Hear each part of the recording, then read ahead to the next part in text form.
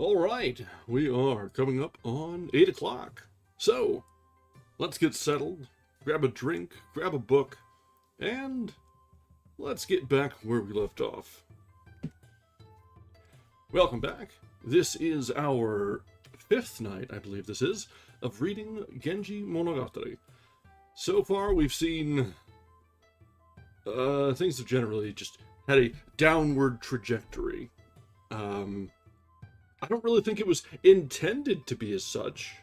All along, this has been, it's sort of framed as an Imperial era romance novel, honestly.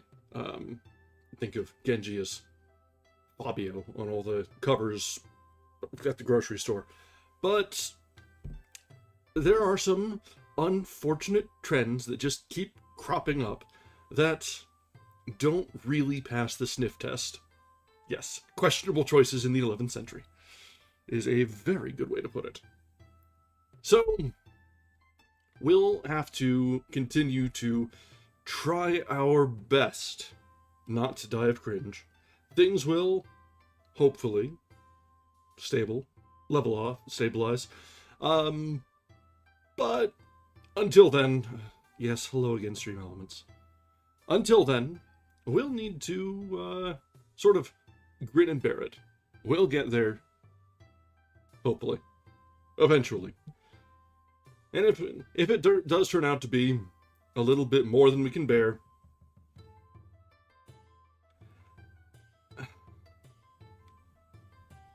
Akamos, we've established a long time ago that we're both old. The actual levels have been debated over the course of this past year, but we know. We know. Anyone who cares to drop into the stream, they know. We're having a book club over YouTube. We're old. It's all right. It's okay. I promise.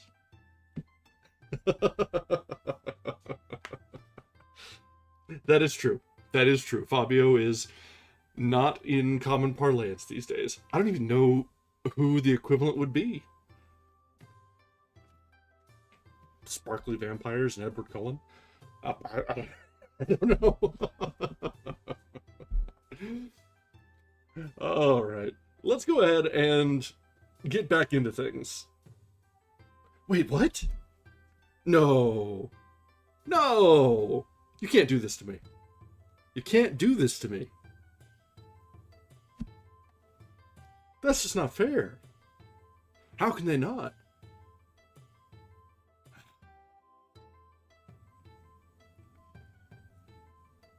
I may be crushed.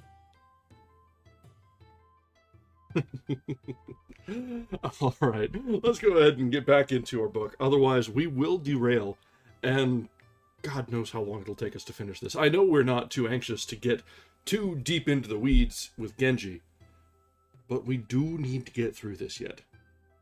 We have an itinerary. There's only so much time we've got, and now I'm doing it. So, all right.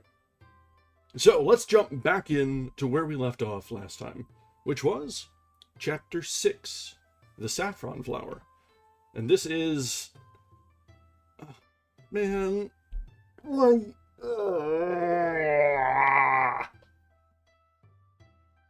Don't be bringing dates and calendars and years into this.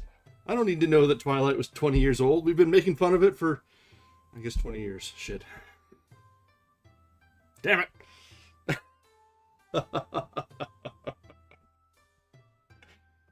All right. So, Genji, Chapter 6, the Saffron Flower. And this is where Genji was visiting the musician, shall we say, the shy little flower that would not come out. And when he did peek behind the curtain, he wasn't impressed. And Genji, being Genji, said, "Ew."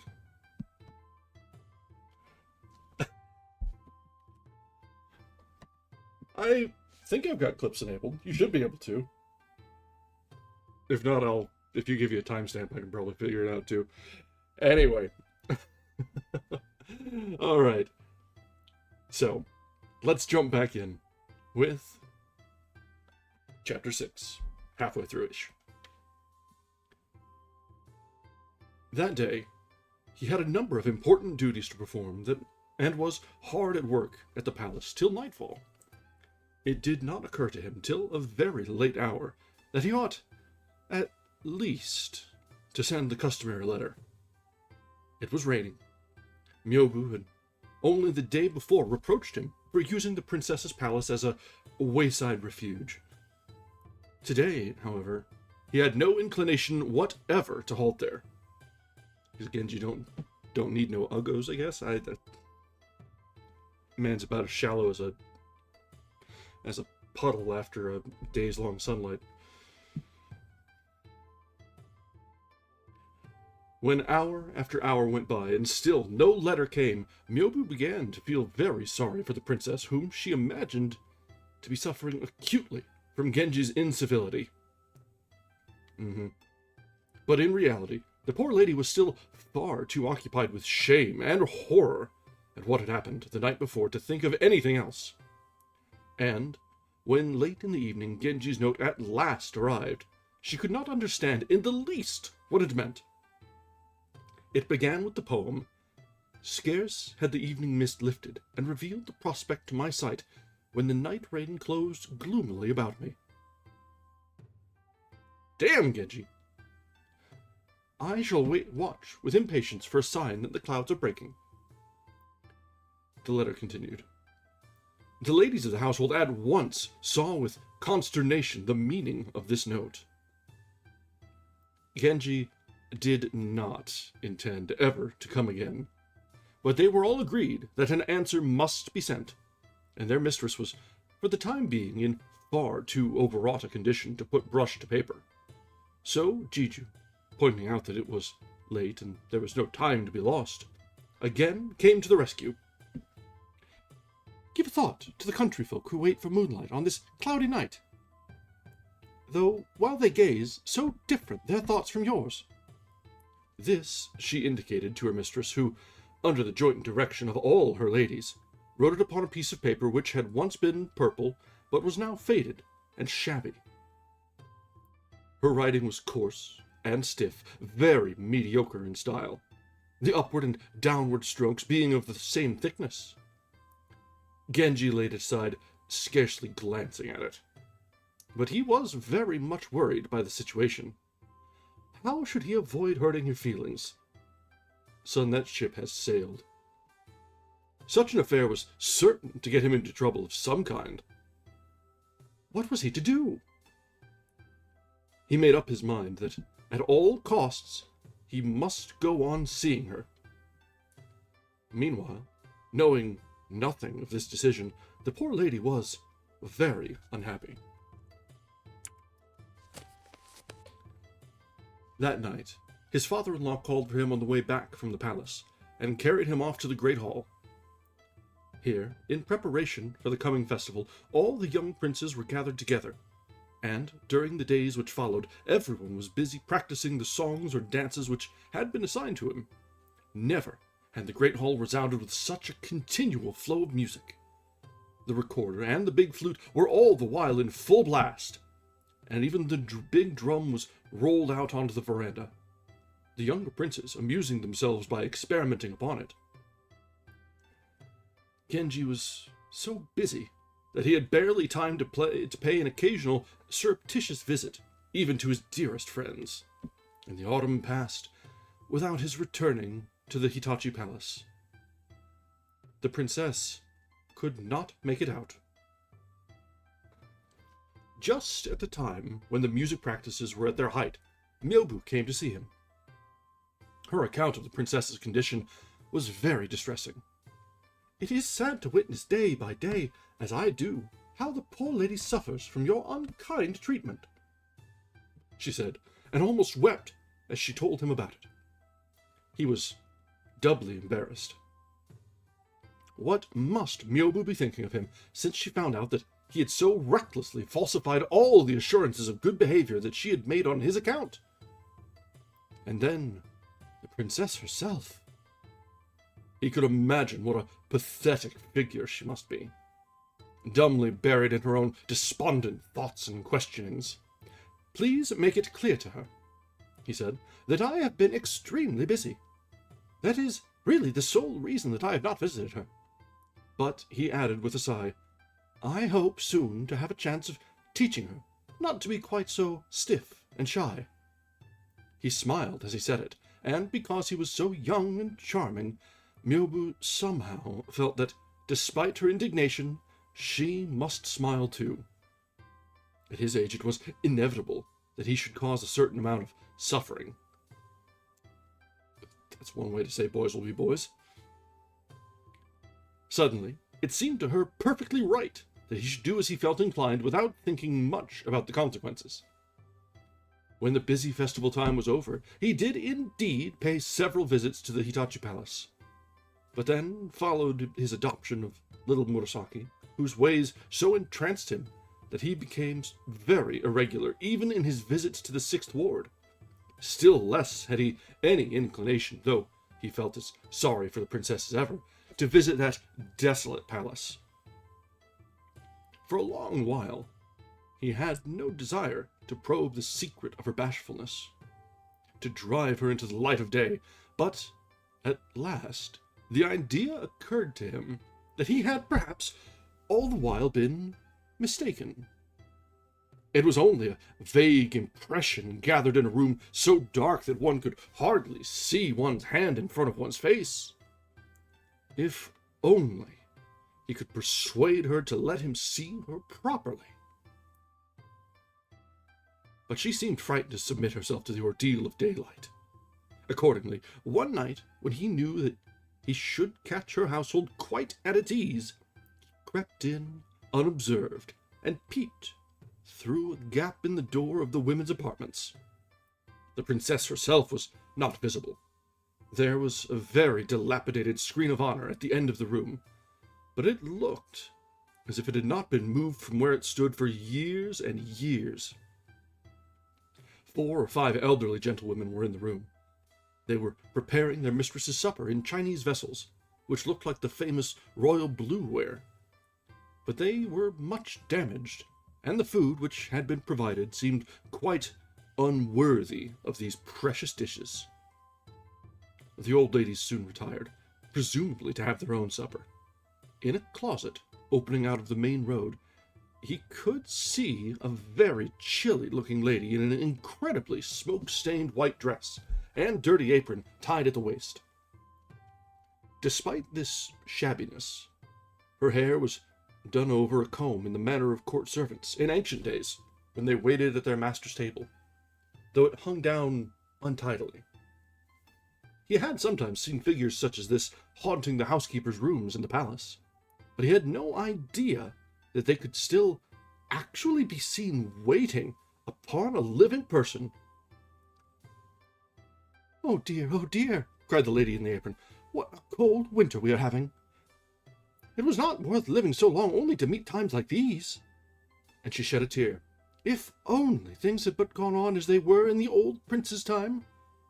She moaned, "What a change! No discipline, no authority.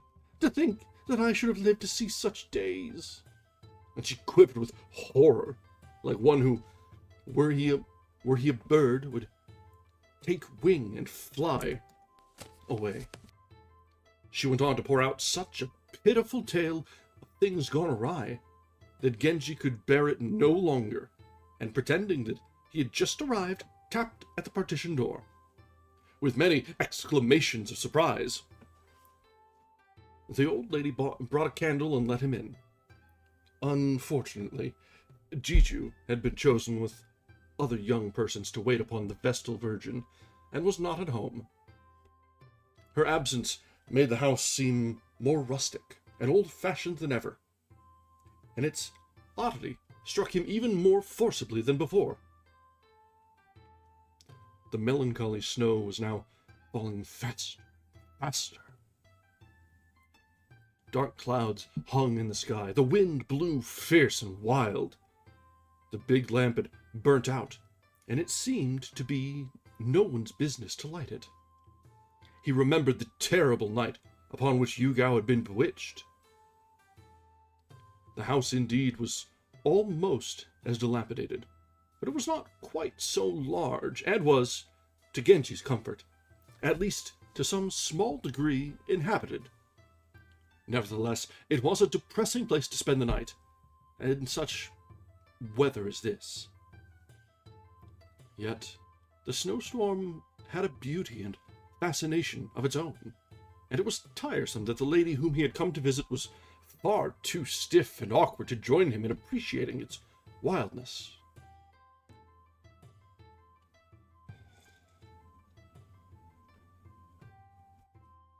The dawn was just breaking, and lifting one of the shutters with his own hand, he looked out at the snow-covered flower beds. Beyond them stretched great fields of snow untrodden by any foot. The sight was very strange and lovely, and moved by the thought that he must soon leave it. "Come and look how beautiful it is out of doors," he cried to the princess, who was in an inner room. "It is unkind of you always to treat me as though I were a stranger." Although it was still dark, and the light of the snow enabled the ancient gentlewoman, who had now returned to the room, to see the freshness and beauty of Genji's face. Gazing at him with undisguised wonder and delight, they cried out to their mistress, "Yes, madam, indeed, you must come. You are not behaving as you should. A young lady should be all kindness and pretty ways." Thus admonished, the princess, who, when told what to do, could never think of any reasons for not doing it, giving her costume a touch here and there reluctantly, crept into the front room. Genji pretended to be still looking out of the window, but presently he managed to glance back into the room. His first impression was that her manner, had it been a little less diffident, would have been extremely pleasing. What an absurd mistake he had made. She was certainly very tall, as was shown by the length of her back when she took her seat. He could hardly believe that such a back could belong to a woman. A moment afterwards, he suddenly became aware of her main defect. It was her nose. He could not help looking at it. It reminded him of the trunk of Samantabhadra's steed. Not only was it amazingly prominent, but strangest of all, the tip, which drooped downwards a little, was tinged with pink, contrasting in the oddest manner with the rest of her complexion, which was of a whiteness that would have put the snow to shame. Her forehead was unusually high, so that altogether, though this was partly concealed by the forward tilt of her head, her face must be hugely long. She was very thin, her bones showing in the most painful manner, particularly her shoulder bones, which jutted out pitiably above her dress. He was sorry now that he had exacted from her this distressing exhibition. But so extraordinary a spectacle did she provide that he could not help continuing to gaze upon her. In one point at least she yielded nothing to the greatest beauties of the capital. Her hair was magnificent. She was wearing it loose, and it hung a foot or more below the skirt of her gown. A complete description of people's costumes is apt to be tedious, but as in stories, the first thing that is said about the characters is invariably what they wore. I shall once, in a way, attempt such a description. Over a terribly faded bodice of imperial purple, she wore a gown of which the purple had turned definitely black with age. Her mantle was of sable skins, heavily perfumed with scent. Such a garment as this mantle was considered very smart several generations ago. But it struck him as the most extraordinary costume for a comparatively young girl. However, as a matter of fact, she looked as though, without this monstrous wrapping, she would perish with cold, and he could not help feeling sorry for her. As usual, she seemed quite devoid of conversation, and her silence ended by depriving Genji also of the power of speech.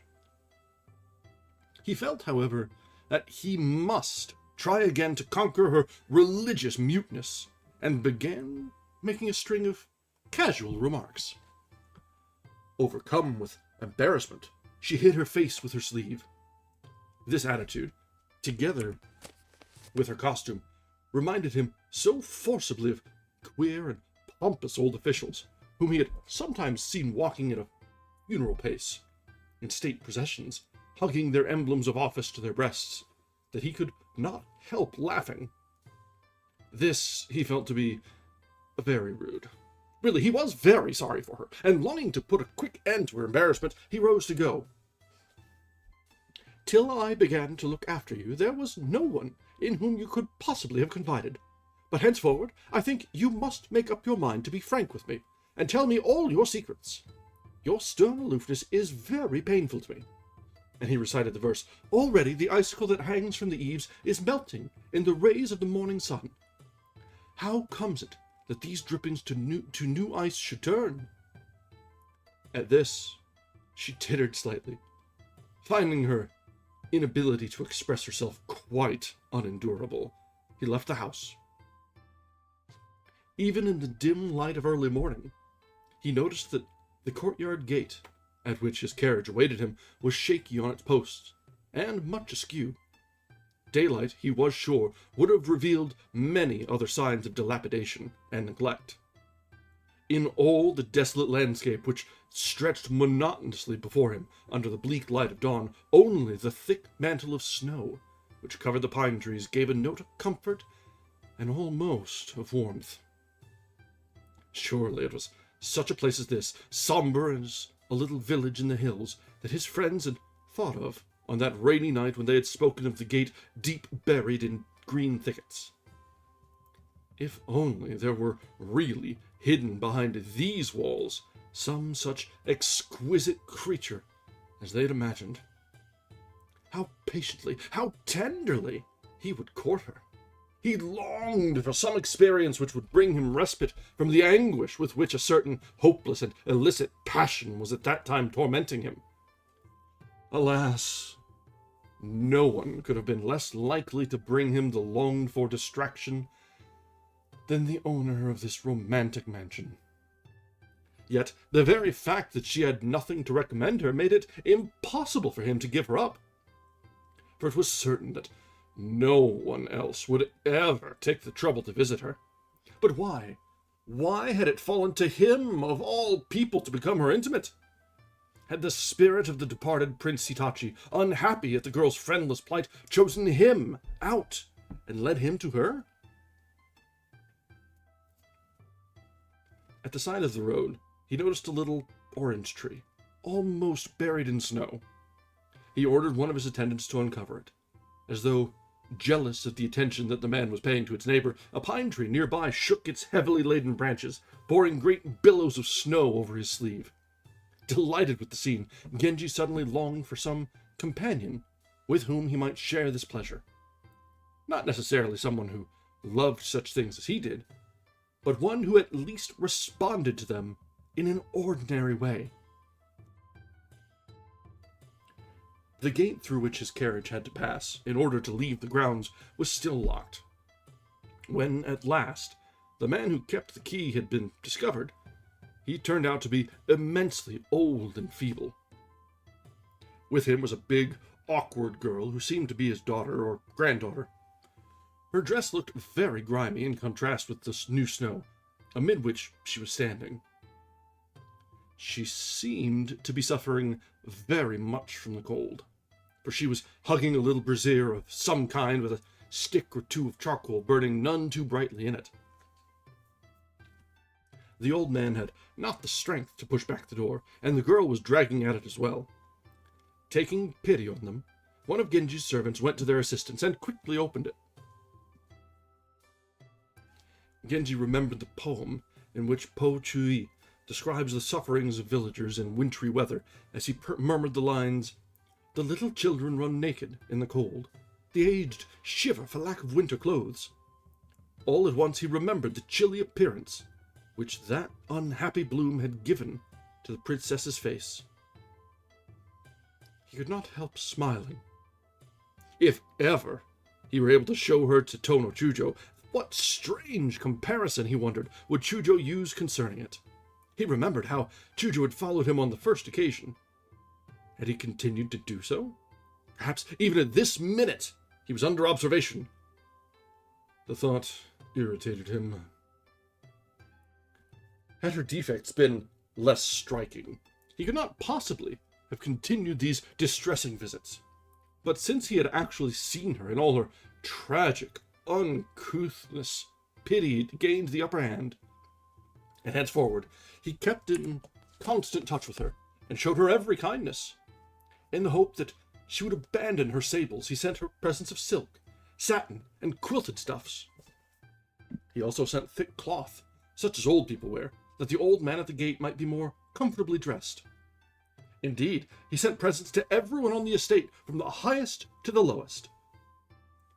She did not seem to have any objection to receiving these donations, which, under the circumstances, were very convenient, as it enabled him, for the most part, to limit their very singular friendship to good offices of this kind. Utsusemi, too, he remembered, had seemed to him far from handsome when he had peeped at her on the evening of her sudden flight. But she at least knew how to behave, and that saved her plainness from being obtrusive. It was hard to believe that the princess belonged to a class so far above that of Utsusemi. It only showed how little these things have to do with birth or station, for in idle moments he still regretted the loss of Utsusemi, and it rankled in him yet that he had in the end allowed her unyielding persistency to win the day. And so the year drew to its close. One day, when he was at his apartments in the Emperor's palace, Myobu came to see him. He liked to have her do his hair and do small commissions for him. He was not in the least in love with her, but they got on very well together, and he found her conversation so amusing that, even when she had no duty to perform at the palace, he encouraged her to come and see him whenever she had any news. "Something so absurd has happened," she said, "that I can hardly bring myself to tell you about it." And she paused, smiling. "I can hardly think," answered Genji, "that there could be anything which you are frightened of telling to me." "If it were connected with my own affairs," she said, "you know quite well that I should tell you at once, but this is something quite different. I really find it very hard to talk about." For a long while he could get nothing out of her, and only after he had scolded her for making so unnecessary a fuss, she at last handed him a letter. It was from the princess. "But this," said Genji, taking it, "is the last thing in the world that you could have any reason to hide from me." She watched with interest while he read it. It was written on thick paper, drenched with a strong perfume. The characters were bold and firm. With it was a poem. "Because of your hard heart only, the sleeves of this, my Chinese dress, are drenched with tears." The poem must, he thought, refer to something not contained in the letter.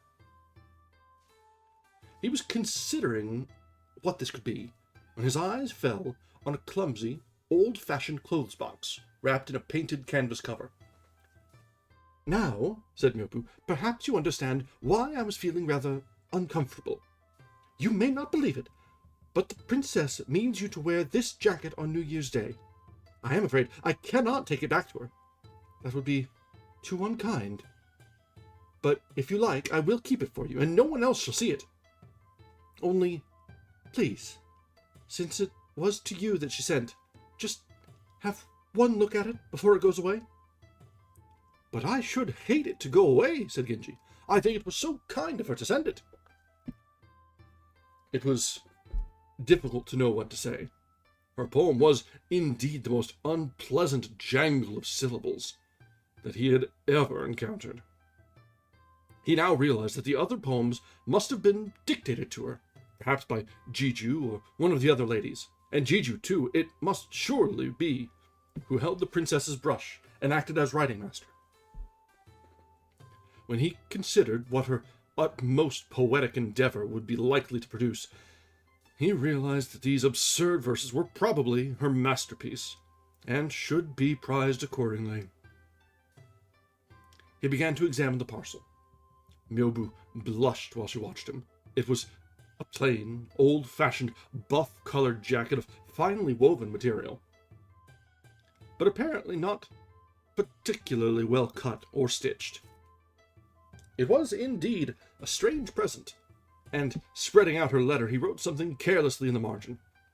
When Myobu looked over his shoulder, she saw that he had written the verse, "How comes it that with my sleeve I brushed this saffron flower, that has no loveliness, either of shape or hue?" Okay, Genji. Brother. Come on. I'm not exactly up on poems, but come on.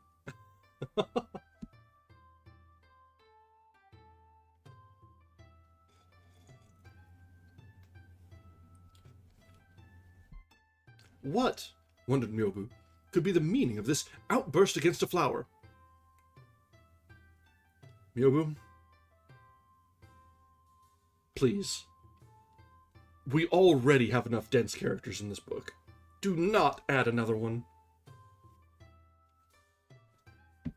At last, turning over in her mind the various occasions when Genji had visited the princess, she remembered something, which she had noticed herself one moonlit night. And, though she felt the joke was rather unkind, she could not help being amused. With practiced ease, she threw out a verse in which she warned him that, in the eyes of a censorious world, even this half-whimsical courtship might fatally damage his good name. His good name, huh? Despite all the affairs, the wife who he sees only rarely, and the little girl. No, I think his reputation is safely established.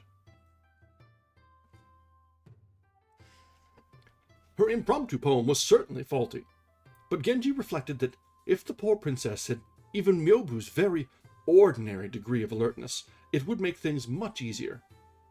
And it was quite true that to tamper with a lady of such high rank was not very safe.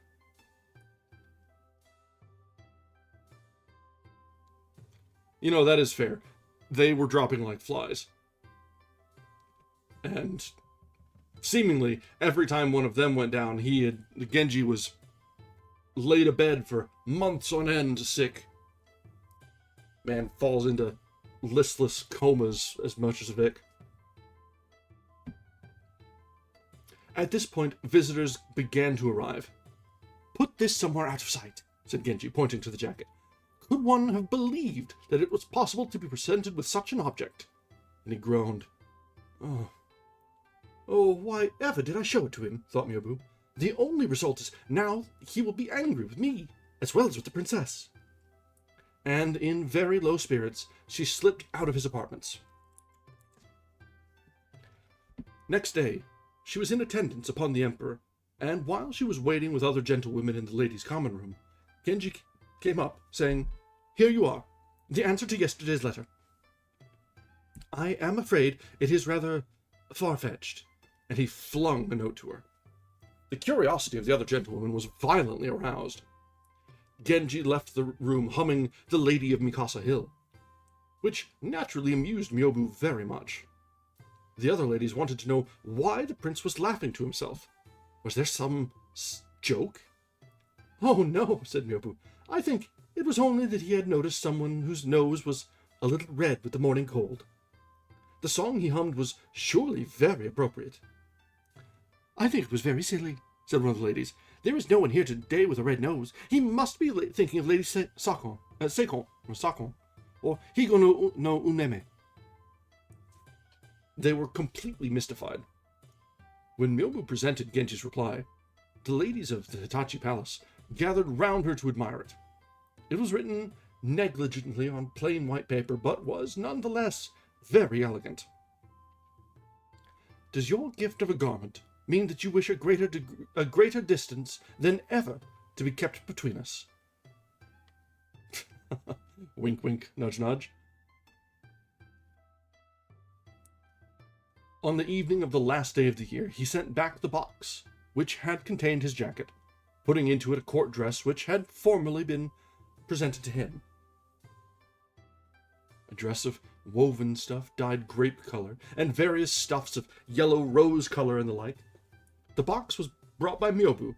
The princess's ancient gentlewoman realized that Genji did not approve of their mistress's taste in colors, and wished to give her a lesson. Yes, they said begrudgingly, that's a fine, deep red, while it's new, but just think how it will fade. And in Madame's poem, too, I am sure there was much more good sense. In his answer, he only tries to be smart. The princess shared their good opinion of her poem. It had cost her a great deal of effort, and before she sent it, she had been careful to copy it into her notebook. Then came the New Year's Day celebrations. And this year there was also to be the New Year's mumming, a band of young noblemen going round dancing and singing in various parts of the palace. After the festival of the White Horse on the 7th day, Genji left the emperor's presence at nightfall, and went to his own apartments in the palace as though intending to stay the night there. Oh, that's unusual. But later, he had adjourned to the Hitachi Palace. Okay, that's less unusual. Which had on this occasion a less forbidding appearance than usual. Even the princess was rather more ordinary and amenable. He was hoping that, like the season, she too had begun anew. When he saw that sunlight was coming into the room, after hesitating for a while, he got up and went out into the front room. The double doors at the end of the eastern wing were wide open, and the roof of the veranda having fallen in, the sunshine poured straight into the house. A little snow was still falling, and its brightness made the morning light yet more exquisitely brilliant and sparkling. She watched a servant helping him into his cloak. She was lying half out of the bed, her head hanging a little downwards, and her hair falling in great waves to the floor. Pleased with the sight, he began to wonder whether she would not one day outgrow her plainness.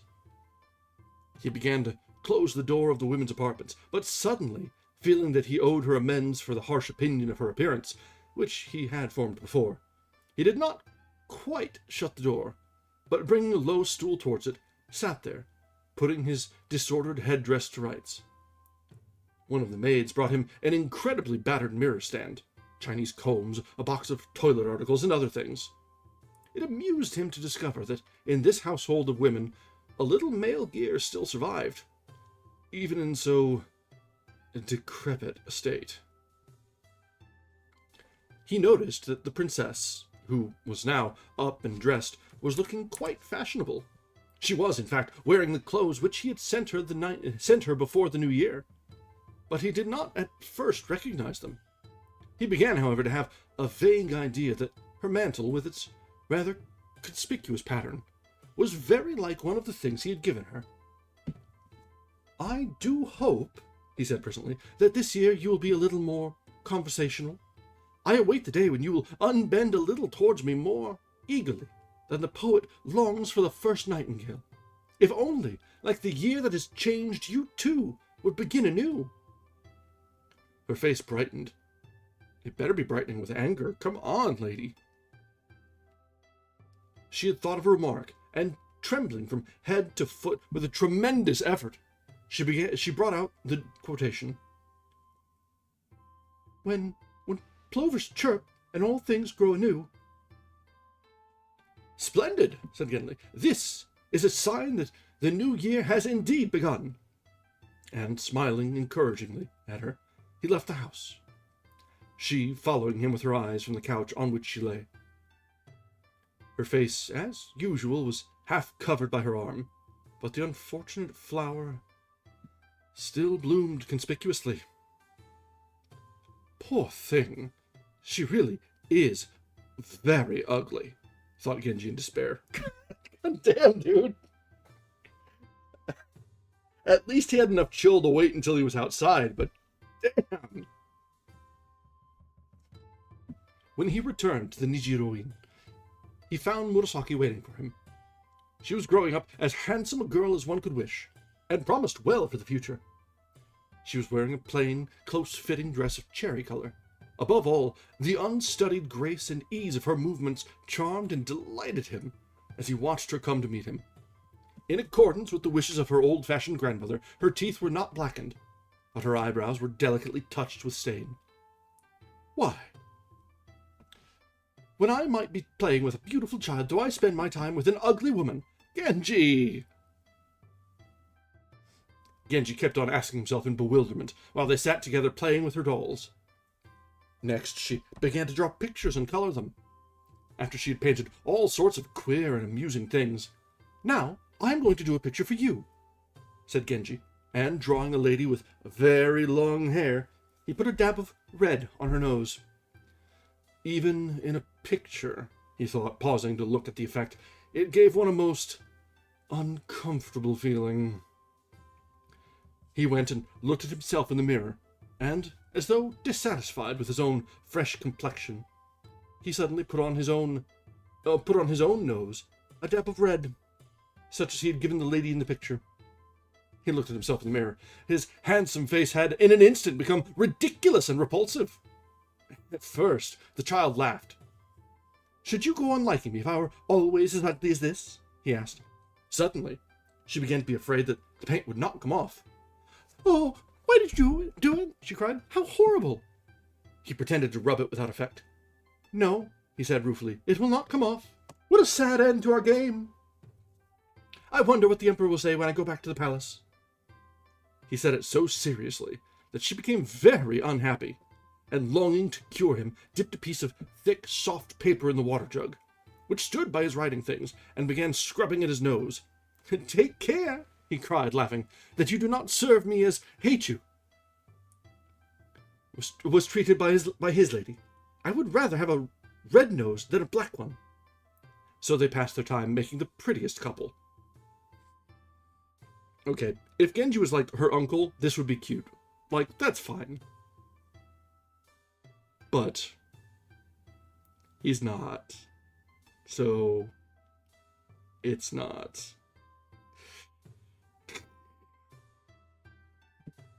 In the gentle spring sunshine, the trees were already shimmering with a haze of new-grown buds. Among them it was the plum trees that gave the surest promise, for already their blossoms were uncurling, like lips parted in a faint smile. Earliest of them all was a red plum that grew beside the covered steps. It was in full color. "Though fair the tree on which it blooms, this red flower fills me with a strange misgiving," sang Genji with a deep sigh. "We shall see in the next chapter what happened in the end to all these people." Oh yes, thank you, Murasaki Shikibu. That was absolutely necessary. Thank you for dropping the cliffhanger of all cliffhangers, just by saying, "We'll see what happens next time." Ay, ay, ay. So Genji in this last... sorry, that was the end of chapter 6. Genji in this chapter was a real piece of work. Like, we've seen a lot of different sides of this man. He's been suspect. He's been the enlightened observer. He's been Prince Charming. He's been in the Epstein files. He's been at this point just straight up calling a princess ugly to her face. Like, dude just keeps going. I don't even know where to go with this. Yeah, a literal kidnapper. Like, not even a joke, no illusions. He just straight up kidnapped this child and then kept her until everyone's just like, "Oh yeah, no, she was meant to be with him. It's fine." What? That's not how this works. That's not how any of this works.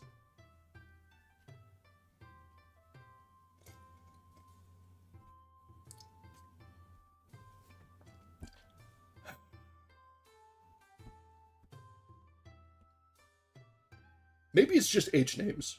Maybe it's not even just Henry's. Maybe it's just H names that are cursed. Can we think of anybody with an H that we have actually liked so far? I'm drawing a blank.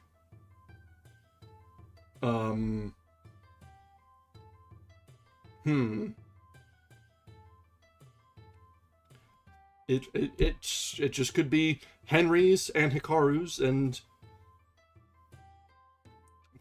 H is cursed. Don't name your kids anything with an H. Sorry guys, that's just it's the way it has to be. Them's the breaks. Unless you want to raise a little asshole. I mean, some people might, but Heathcliff was also terrible. You're right. We're 4 for 4.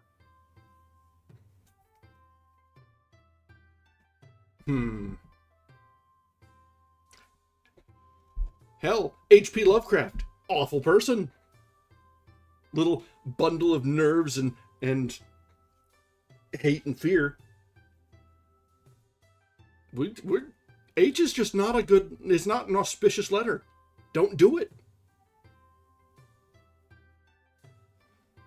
We may have just cracked the code. At least in literature.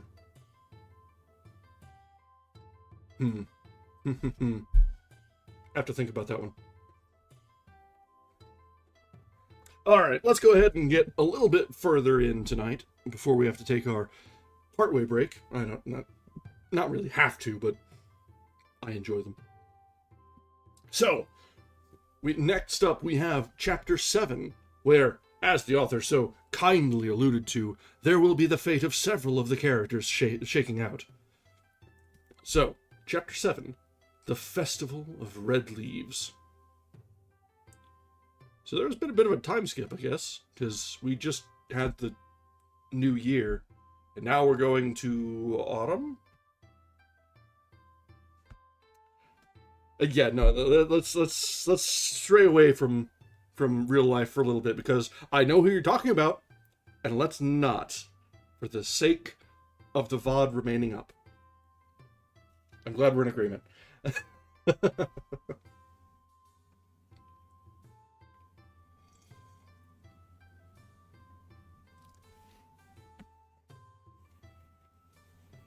All right. The imperial visit to the Red Sparrow Court was to take place on the 10th day of the godless month. It was to be a more magnificent sight this year than it had ever been before, and the ladies of the palace were very disappointed that they could not be present. Quick aside, I am almost certain that would be filtered, especially because it'd be coming from you, and YouTube hates you. I'm sorry. That's also an objective fact of the universe. So it would probably not get through. Or it would get through because YouTube hates you. Ooh.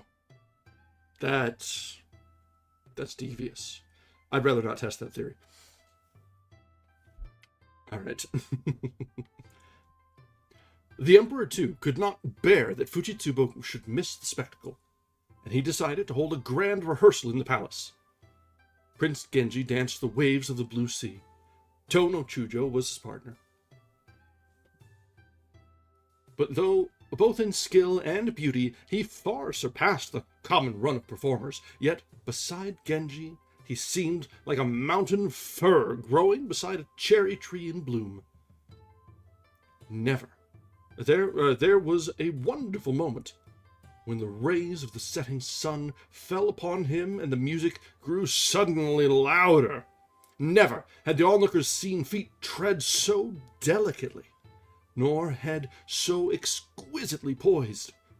And in the song which follows the first movement of the dance, his voice was as sweet as that of Kalavinka, whose music is Buddha's law. So moving and beautiful was this dance that at the end of it the emperor's eyes were wet, and all the princes and great gentlemen wept aloud. When the song was over, and, straightening his long dancer's sleeves, he stood waiting for the music to begin again, and at last the more lively tune of the second movement struck up. Then indeed, with his flushed and eager face, he merited more than ever his name of Genji the Shining One. The Princess Kokoden did not at all like to see her stepson's beauty arousing so much enthusiasm, and she said sarcastically, "He is altogether too beautiful. Presently we shall have a god coming down from the sky to fetch him away." Her young waiting ladies noticed the spiteful tone in which the remark was made, and felt somewhat embarrassed. As for Fujitsubo, she kept on telling herself that were it not for the guilty secret which was shared between them, the dance she was now witnessing would be filling her with wonder and delight. As it was, she sat as though in a dream, hardly knowing what went on around her. Now she was back in her own room. The Emperor was with her. "At today's rehearsal," he said, "the waves of the blue sea went perfectly." Then, noticing that she made no response, "What did you think of it?" "Yes, it was very good," she managed to say at last. "The partner did not seem to me bad either," he went on. "There is always something about the way a gentleman moves and uses his hands which distinguishes his dancing from that of professionals. Some of our crack dancing masters have certainly made very clever performers of their own children, but they never have the same freshness, the same charm as the young people of our class. They expended so much effort on the rehearsal that I am afraid the festival itself may seem a very poor affair. No doubt they took all this trouble because they knew that you were here at the rehearsal and would not see the real performance." Okay, that was very, very pompous of him, and thinking, oh yes, the nobility there's something special about them. But I guess he is the emperor, so he gets a pass. I'll give him that. I'll withhold judgment. He's the emperor. Next morning, she received a letter from Genji. "What of the rehearsal? How little the people who watched me knew of the turmoil that all the while was seething in my brain." And to this he added the poem, "When sick with love, I yet sprang to my feet and capered with the rest. Knew you what meant the fevered waving of my long dancing sleeve?" Next he enjoined secrecy and prudence upon her, and so his letter ended. Her answer showed that, despite her agitation, she had not been wholly insensible to what had fascinated all other eyes. "Though from far off a man of China waved his long dancing sleeves, yet did his every motion fill my heart with wonder and delight." To receive such a letter from her was indeed a surprise. It charmed him that her knowledge should extend even to the court customs of a land beyond the sea. Already there was a regal note in her words. Yes, that was the end to which she was destined. Smiling to himself with pleasure, he spread the letter out before him, grasping it tightly in both hands as a priest holds the holy book, and gazed at it for a long while. On the day of the festival, the royal princes and all the great gentlemen of the court were in attendance. Even the heir apparent went with the procession. After the music boats had rowed round the lake, dance upon dance was performed, both Korean and at the land beyond the sea. The whole valley resounded with the noise of music and drums. The emperor insisted upon treating Genji's performance at the rehearsal as a kind of miracle or religious portent, and ordered special services to be read in every temple. Most people thought this step quite reasonable. But Princess Kokoden said crossly that she saw no necessity for it. The ring was by the emperor's order composed indifferently of commoners and noblemen, chosen out of the whole realm for their skill and grace. The two masters of ceremony, Sayamon no Kami and Uemon no Kami, were in charge of the left and right wings of the orchestra. Dancing masters and others were entrusted with the task of seeking out performers of unusual merit and training them for the festival in their own houses. When, at last, under the red leafage of tall autumn trees, 40 men stood circle-wise with their flutes, and to the music that they made a strong wind from the hills sweeping the pine woods added its fierce harmonies, while from amid a wreckage of whirring and scattered leaves, the dance of the blue waves suddenly broke out in all its glittering splendor. A rapture seized the onlookers that was akin to fear. The maple wreath that Genji wore had suffered in the wind, and thinking that the few red leaves which clung to it had a desolate air, the minister of the left plucked a bunch of chrysanthemums from among those that grew before the emperor's seat, and twined them in the dancer's wreath.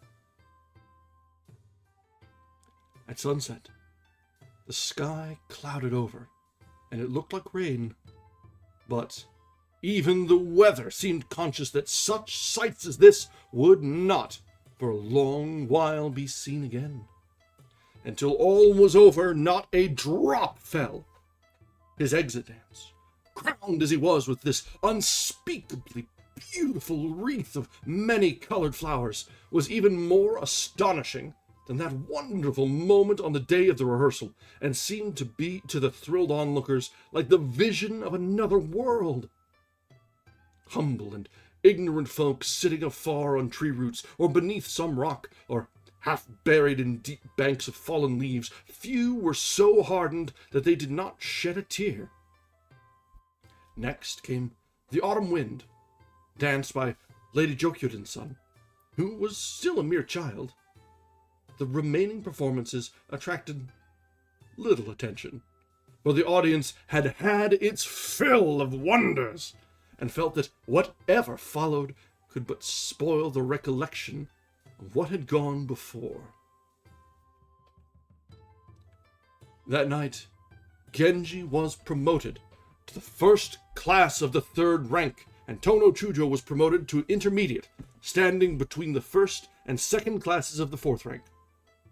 The gentlemen of the court were all promoted one rank, but though they celebrated their good fortune with the usual rejoicings, they were well aware that they had only been dragged in Genji's wake, and wondered how it was that their destinies had come to be linked in this curious way with those of the prince who had brought them this unexpected piece of good fortune.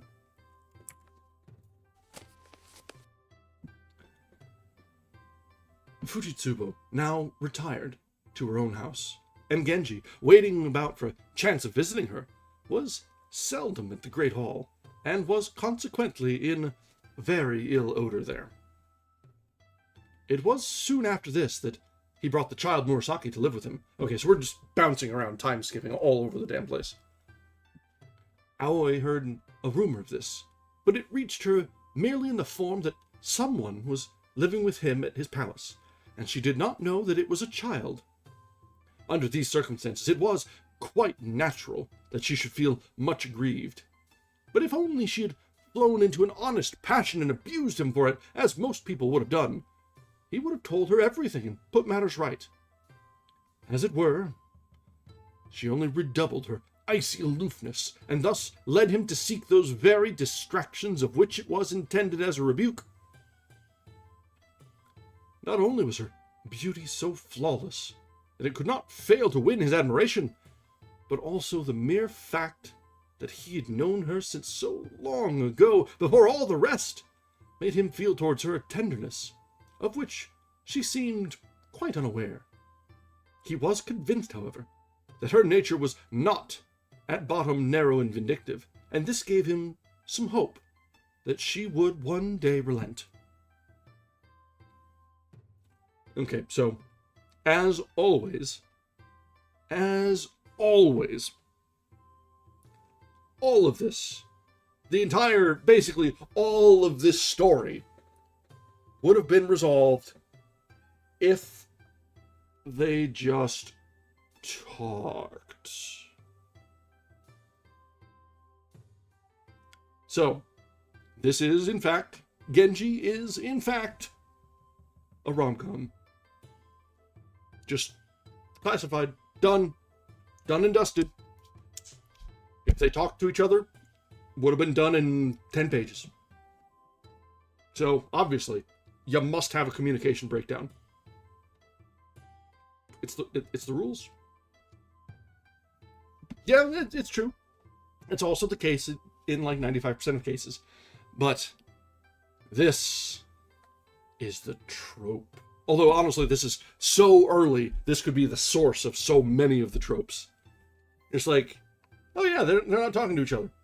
And then things happen. It could have been solved, but no. Alright, so, this is actually a good place for us to take a short break. We are shifting positions. Next, we'll be talking about Murasaki. So, I need more wine. Because, obviously. So, we'll be back in just a few minutes. Top up your drinks, brace yourselves, because when we get back, it'll be time for Genji and the little girl to have a moment, I think. At least I see the first few words in this next chapter. Alright, back in a little bit.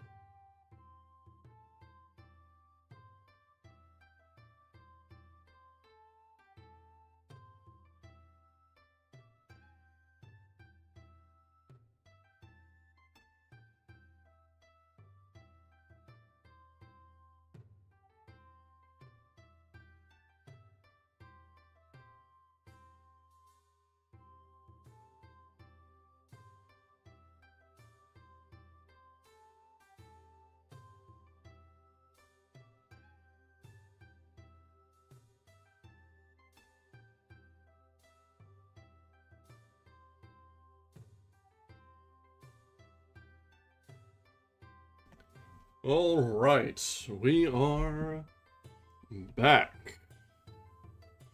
All right, so we saw at the end of the last chapter, as we were getting back, or at the start of this chapter before we took our break, Genji has become a bit of a religious phenomenon. The splendor of his dance was set aside throughout the shrines around the capital. Because, yeah, I need to inflate that ego just a little bit further, as you'd mentioned. That was necessary. Absolutely. He's just so goddamn pretty. Ay, ay, ay. So, in the aftermath of the autumn festivities, the ceremonies and the dancing and the accolades and everything, let's get back to what really matters to Genji. His little daughter wife thing. Yeah.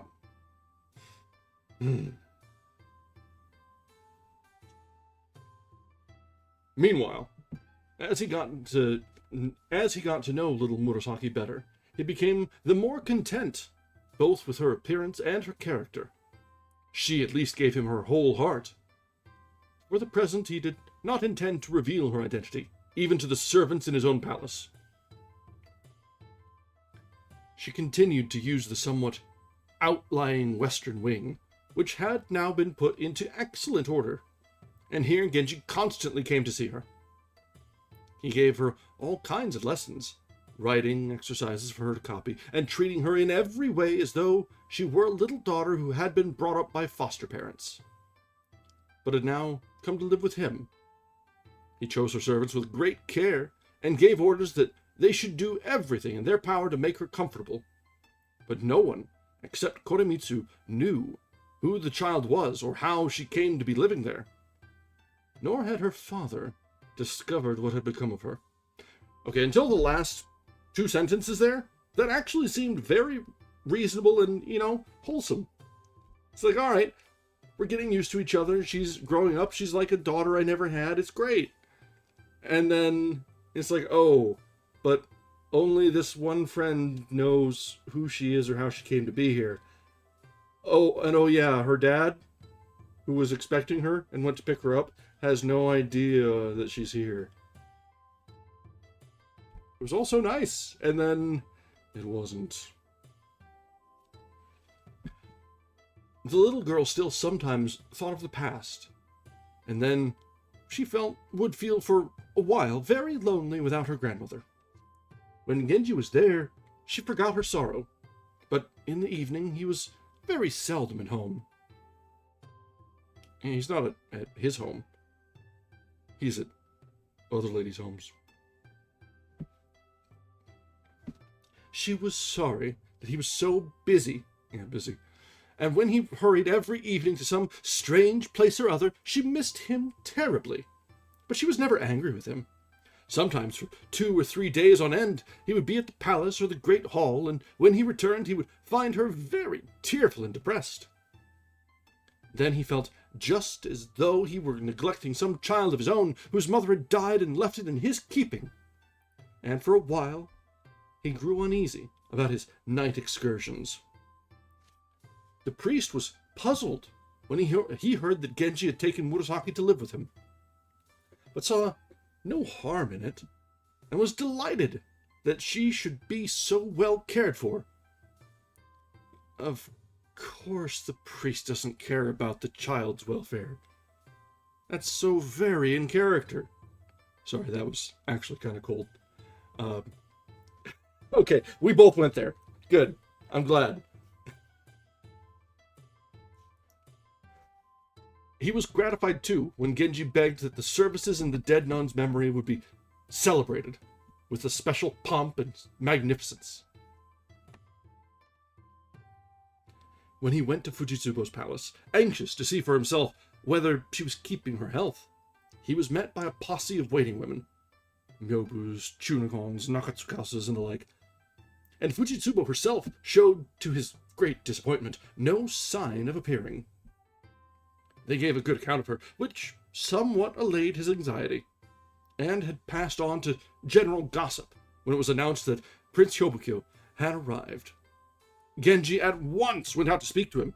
This time, Genji thought him extremely handsome, and there was a softness, a caressing quality in his manner. Genji was watching him more closely than he knew, which was feminine enough to make his connection with Fujitsubo and Murasaki at once uppermost in the mind of his observer. It was then, as the brother of the one and the father of the other, that the newcomer at once created a feeling of intimacy, and they had a long conversation. Hyobukyo could not fail to notice that Genji was suddenly treating him with an affection which he had never displayed before. He was, naturally, very much gratified. Not realizing that Genji had now, in a sense, become his son-in-law. Oh no! It was getting late, and Hyobukyo was about to join his sister in another room. It was with bitterness that Genji remembered how long ago the Emperor had brought her to play with him. In those days, he ran in and out of her room just as he chose. Now he could not address her save in precarious messages. She was as inaccessible, as remote, as one person conceivably could be from another. And finding the situation intolerable, he said politely to Prince Hyobukyo, "I wish you said I saw you more often. Unless there is some special reason for seeing people, I'm lazy about it. But if you ever felt inclined to send for me, I should be delighted." And he hurried away. Omyobu, the gentlewoman who had contrived Genji's meeting with Fujitsubo, seeing her mistress relapse into a steady gloom and vexed at her belated caution, was all the time doing her best to bring the lovers together again. But days and months went by, and still all her efforts were in vain, while they, poor souls, strove desperately to put away from them this love that was a perpetual disaster. That is your sister-in-law? So, yes, that is in fact a perpetual disaster. I shouldn't be surprised. If anything, I'm more surprised that it is recognized and called out.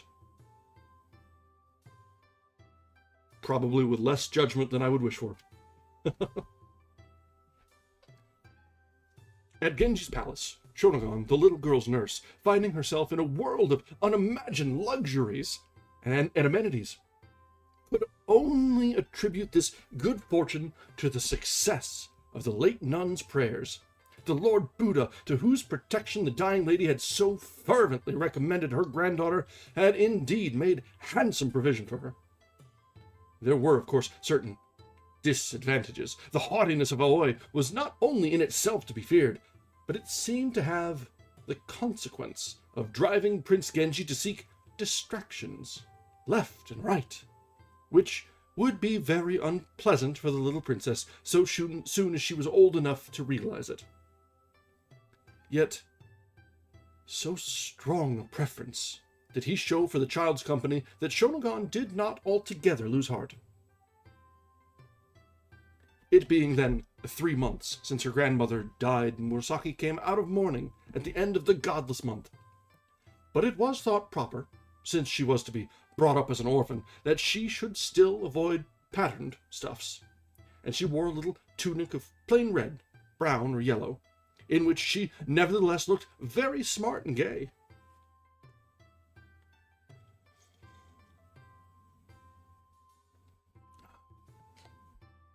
He came to have a look at her before going off to the New Year's Day reception at court.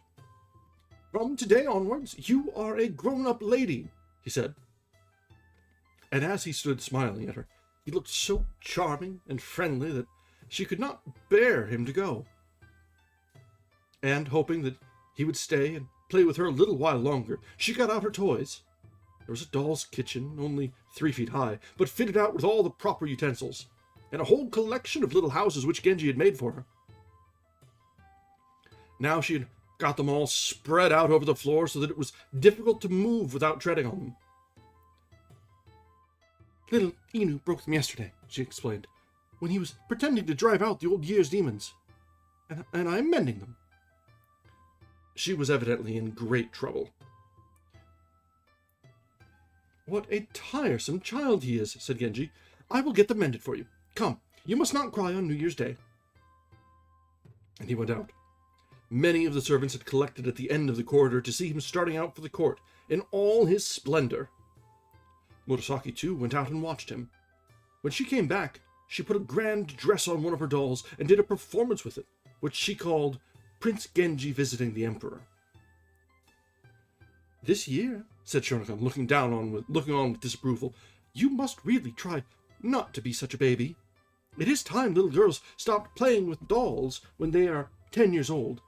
And now that you have got a kind gentleman wanting to be your husband, you ought to try and show him that you can behave like a nice little grown-up lady, or he will get tired of waiting.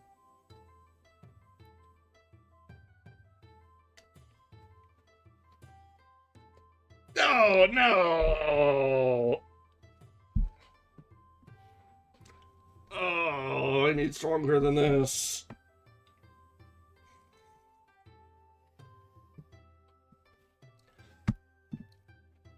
Why did I pick this to read?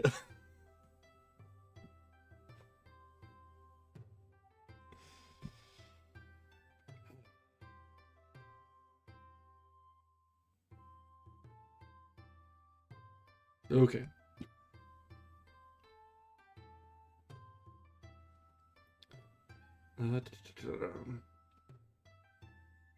Where was that? Okay.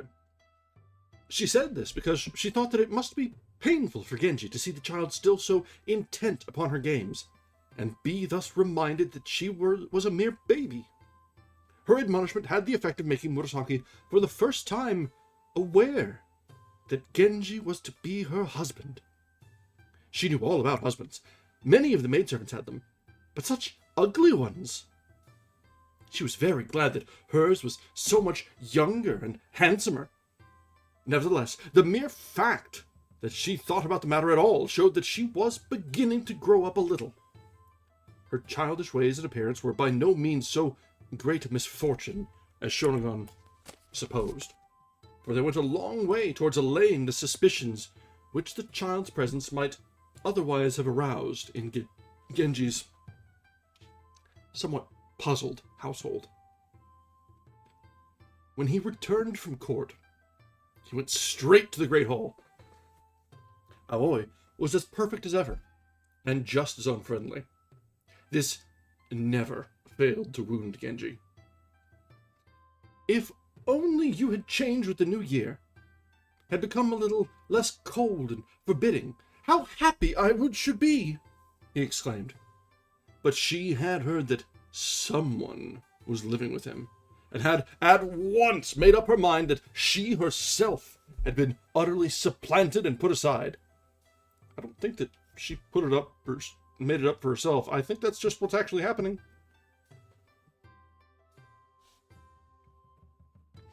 Hence, she was more sullen than ever, but he pretended not to notice, and by his gaiety and gentleness at last induced her to answer when he spoke. Was it her being 4 years older than him that made her so unapproachable, so exasperatingly well-regulated? Oh yeah, 4 years, of course, that's going to make all the world of difference. But that was not fair. What fault could he possibly find in her? She was perfect in every respect, and he realized that if she was sometimes out of humor, this was solely the result of his own irregularities. Hold on, Genji sees it. She was, after all, the daughter of a minister, and of the minister who above all others enjoyed the greatest influence and esteem. She was the only child of the Emperor's sister, and had been brought up with a full sense of her own dignity and importance. The least slight, the merest hint of disrespect came to her as a complete surprise.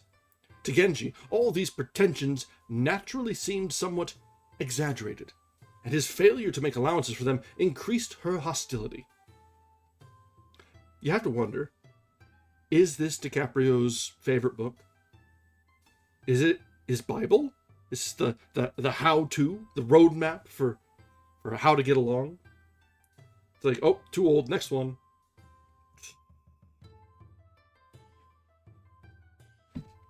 Aoi's father was vexed by Genji's seeming fickleness. But so soon as he was with him, he forgot all his grievances, and was always extremely nice to him. When Genji was leaving next day, his father-in-law came to his room and helped him to dress, bringing in his own hands a belt which was an heirloom, famous far and wide. He pulled straight the back of Genji's robe, which had become a little crumpled, and indeed, short of bringing him his shoes, performed in the friendliest way every possible small service. "This," said Genji, handing back the belt, "is for imperial banquets and other great occasions of that kind." "I have others much more valuable," said the minister, "which I will give you for the imperial banquets. This one is not of much account, save that the workmanship of it is rather unusual." And despite Genji's protests, he insisted upon buckling it round him. The performance of such services was his principal interest in life. What did it matter if Genji was rather irregular in his visits? To have so agreeable a young man going in and out of one's house at all was the greatest pleasure he could imagine. Genji did not pay many New Year's visits. First he went to the Emperor, then the heir apparent and the ex-Emperor, and after that to Princess Fujitsubo's house in the 3rd Ward. As they saw him enter, the servants of the house noticed how much he had grown and altered in the last year. Look how he is filled out," they said, "even since his last visit." Of the princess herself, he was only allowed a distant glimpse. It gave him many forebodings. Her child had been expected in the 12th month, and her condition was now causing some anxiety. That it would at any rate be born some time during the first weeks of the new year was confidently assumed by her own people, and had been stated at court. But the first month went by, and still nothing happened. It began to be rumored that she was suffering from some kind of possession or delusion. She herself grew very depressed. She felt certain that when the event at last happened, she would not survive it, and she worried so much about herself that she became seriously ill. The delay made Genji more certain than ever of his own responsibility, and he arranged secretly for prayers on her behalf to be said in all the great temples. Oh yes, of course, it's all his fault, of course.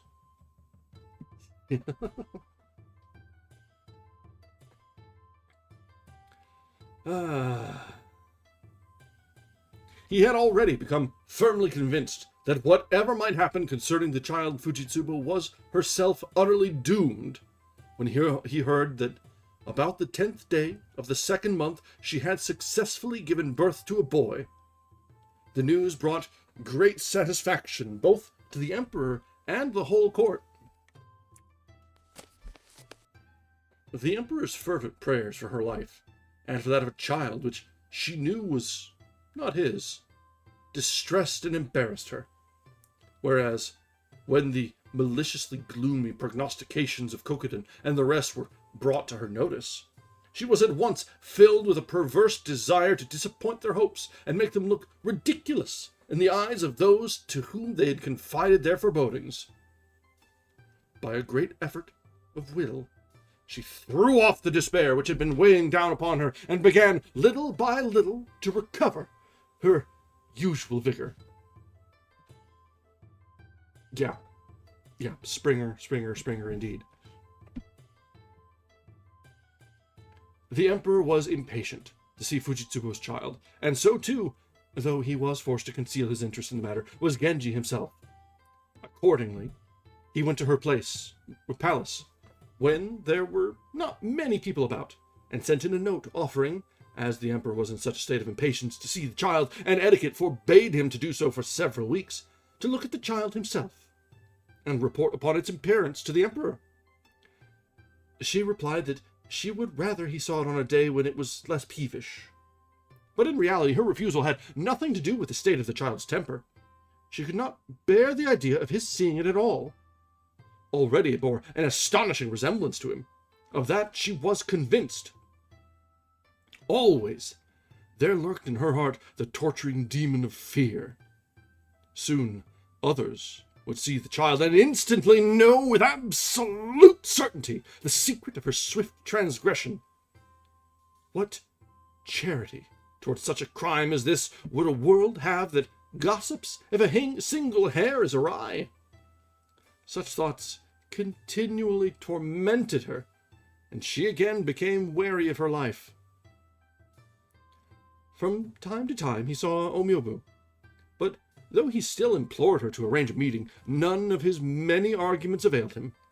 He also pestered her with so many questions about the child that she exclaimed at last, "Why do you go on plaguing me like this? You will be seeing him for yourself soon, when he is shown at court." But though she spoke impatiently, she knew quite well what he was suffering, and felt for him deeply. The matter was not one which he could discuss except with Fujitsubo herself, and it was impossible to see her. Would he indeed ever again see her alone, or communicate with her save through notes and messages? And half weeping with despair, he recited the verse, "What guilty intercourse must ours have been in some life long ago?" You sure it's not this life that, is guilty? Not this one? It must be a previous. It's not this one? Are you sure? Are you sure? That now so cruel a barrier should be set between us. Omyobu, seeing that it cost her mistress a great struggle to do without him, was at pains not to dismiss him too unkindly, and answered with the verse, "Should you see the child, my lady would be in torment. And because you have not seen it, you are full of lamentations. Truly, have children been called the black darkness that leads the parent's heart astray." Okay, calm down, lady. I know I'm pretty child-free, but damn. And coming closer, she whispered to him, "Poor souls, it is a hard fate that has overtaken you both." Thus, many times and again he returned to his house desperate. Fujitsubo, meanwhile, fearing lest Genji's continual visits should attract notice, began to suspect that Omyobu was secretly encouraging him, and no longer felt the same affection for her. She did not want this to be noticed, and tried to treat her just as usual. But her irritation was bound sometimes to betray itself, and Omyobu, feeling that her mistress was estranged from her, and at a loss to find any reason for it, was very miserable. It was not till its 4th month that the child was brought to the palace. It was large for its age, and had already begun to take a great interest in what went on around it. Its extraordinary resemblance to Genji was not remarked upon by the emperor, who had an idea that handsome children were all very much alike at that age. He became intensely devoted to the child, and lavished every kind of care and attention upon it. For Genji himself, he had always had so great a partiality that, had it not been for popular opposition, he would certainly have installed him as heir apparent. That he had not been able to do so constantly distressed him. To have produced so magnificent a son, and be obliged to watch him growing up a mere nobleman, had always been galling to him. Now, in his old age, a son had been born to him who promised to be equally handsome, and had not the tiresome disadvantage of a plebeian mother. And upon this flawless pearl he expended his whole affection. The mother saw little chance of this rapture continuing, and was all this while in a state of agonized apprehension.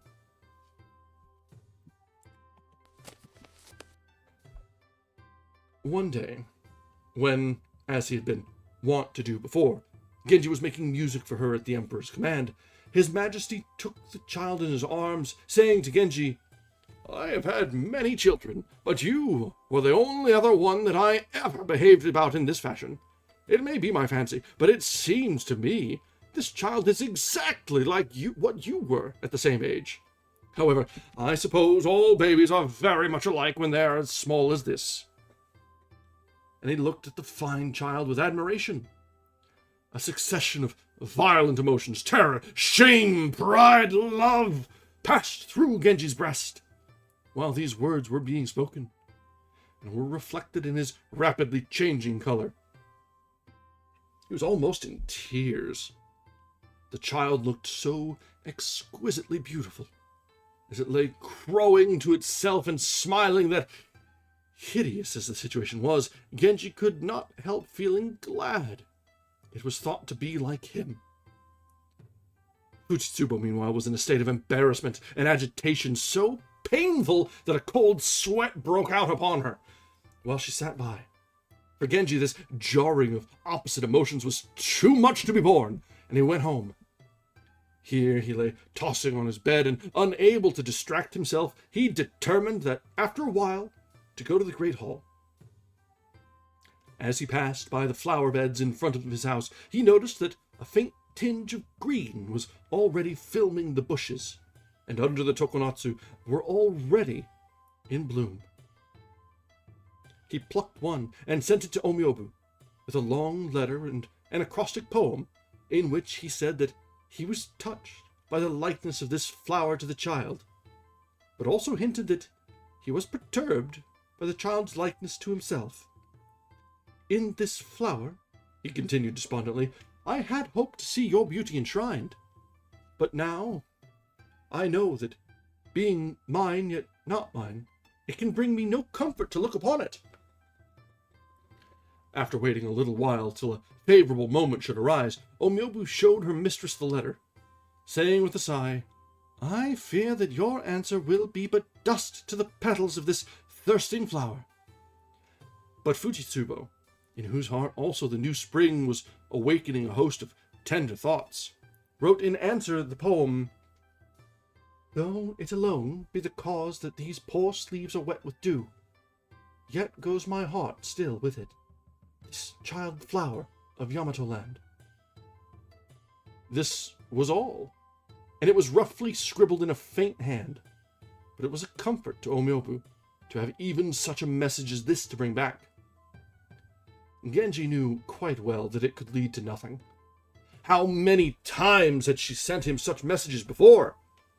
Yet, as he lay dejectedly, gazing at the note, the mere sight of her handwriting soon stirred in him a frenzy of unreasoning excitement and delight. For a while he lay restlessly tossing on his bed. At last, unable to remain any longer inactive, he sprang up and went, as he had so often done before, to the western wing to seek distraction from the agitated thoughts which pursued him. He came towards the women's apartments, with his hair loose upon his shoulders, wearing a queer dressing gown, and, in order to amuse Murasaki, playing a tune on his flute as he walked. He peeped in at the door. She looked as she lay there, for all the world like the fresh, dewy flower that he had so recently plucked. She was growing a little bit spoiled, and having heard some while ago that he had returned from court, she was rather cross with him for not returning to see her at once. She did not run to meet him as she usually did, but lay with her head turned away. He called to her from the far side of the room to get up and come to him, but she did not stir. Suddenly, he heard that she was murmuring to herself the lines, "Like a sea flower that the waters have covered with a great tide mounts the shore." They were from an old poem that he had taught her, in which a lady complains that she is neglected by her lover. She looked bewitching as she lay with her fat face half sullenly, half coquettishly buried in her sleeve. "How naughty!" he cried.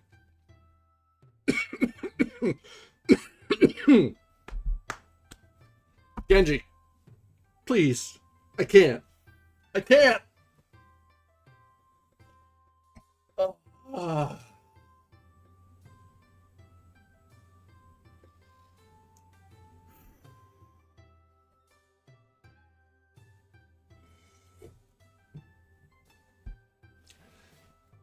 All right.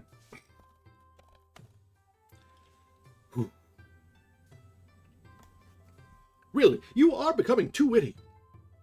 But if you saw me more often, perhaps you would grow tired of me.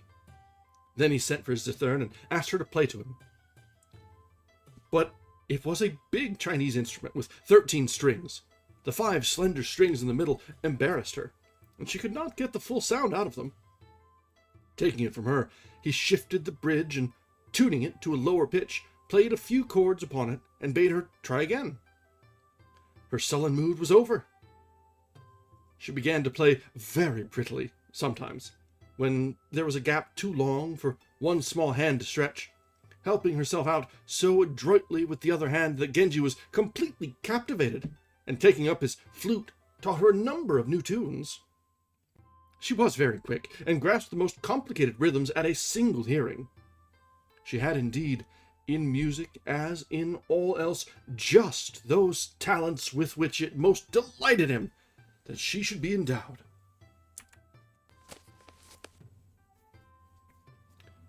When he played the Hosoro Guseri, which, in spite of its absurd name, is an excellent tune, she accompanied him, though with a childish touch, yet in perfect time. The great lamp was brought in, and they began looking at pictures together. But Genji was going out that night. Already his attendants were assembled in the courtyard outside. One of them was saying that a storm was coming on. He ought not to wait any longer. Again, Murasaki was unhappy. She was not looking at the pictures, but sat with her head on her hands, staring despondently at the floor. Stroking the lovely hair that had fallen forward across her lap, Genji asked her if she missed him when he was away. She nodded. "I am just the same," he said. "If I miss seeing you for a single day, I am terribly unhappy. But you are only a little girl, and I know that whatever I do, you will not think harsh thoughts about me. While the lady that I go to see is very jealous and angry, so that it would break her heart if I were to stay with you too long.